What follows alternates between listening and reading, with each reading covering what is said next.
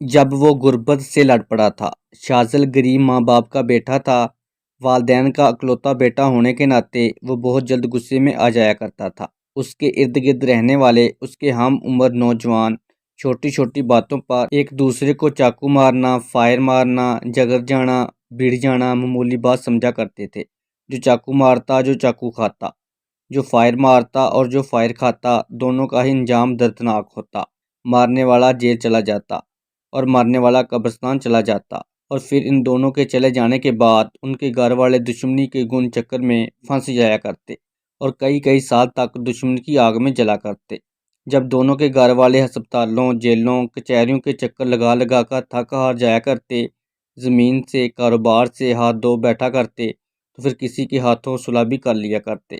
یہ سب کچھ مد نظر رکھتے ہوئے شاذل نے اپنی ضد، اپنی نا، اپنا غصہ، اپنا غرور، اپنی مردانگی، اپنی غیرت، سب کچھ وہاں لگانے کا ارادہ کر لیا تھا جہاں اس کا چاقو مارنے کا شوق، فائر مارنے کا شوق بھی پورا ہو سکے اور کسی کو مارنے یا خود مارنے کی نوبت بھی نہ آئے، اور اس کے ماں باپ بھی اس کے جیل یا قبرستان میں چلے جانے کے بعد اپنی آنکھوں سے خون کے آنسو جاری نہ رکھیں۔ اس لیے اس نے غربت و جہالت کے وحشی بت پر محنت کے چاقو سے وار کیے اور ہمت کے پستول سے مردانہ وار فائر کیے۔ اب شاذل اللہ کے فضل سے سارا دن ٹریکٹر چلاتا ہے اور فقط اپنے والدین کے قدموں تلے ہی بچھا جاتا ہے۔ غربت و جہالت کا زخمی دیو اب اس کا محلہ چھوڑ چکا ہے اور کسی دو پار کے علاقے میں روپوش ہو چکا ہے۔